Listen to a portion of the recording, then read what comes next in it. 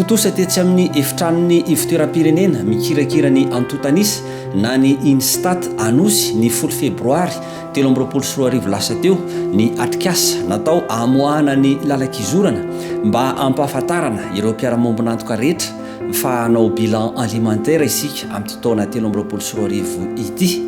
ka amokatra boky iray maneho ny sakafo eto amintsika tsy amin'ny vokatra ny tany fotsiny fa ny amin'ny fanodinana ihany koa mba ahafahana mitady ny paikady na ny politika hiatrehana ny fiahiana ara-tsakafo eto Madagasikara.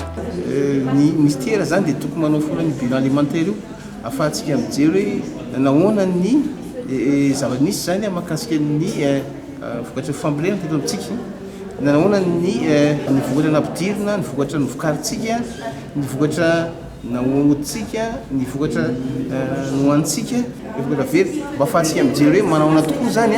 raha mijerytsika eto Madagasikara ny hetsika rehetra tao amin'ny ministera mahakasika ny fampibobona ny fambolena sy fanodinana ny vokatra fambolena ve efa mandeha mivoatra makany amin'ny fahafitatena ara-tsakafo, ny fanatsarana ny ataontsika amin'ny teny baiko hoe autosuffisance alimentaire sy sécurité alimentaire et nutritionnelle, zany hoe fa miatsara ve ny sakafo hoantsika ampy ary tsara kalitao. Zay ihany no zava-dehibe iverina amin'ity zavatra ity, zay fitaovana anankiray ngeza be zay entsika ministera fa tsy sika rery fa ny fanjakana manontolo mijery manatsara ny paikaditsika amin'ny asa ataontsika. Ahafahan'ny fanjakana maray fanapakevitra hoe inona ny zavatra tokony atao, manahoana ny ataontsika hoe fampiasam-bola na ny investissement tokony atao anatsarana ny resaka sakafo eto Madagasikara.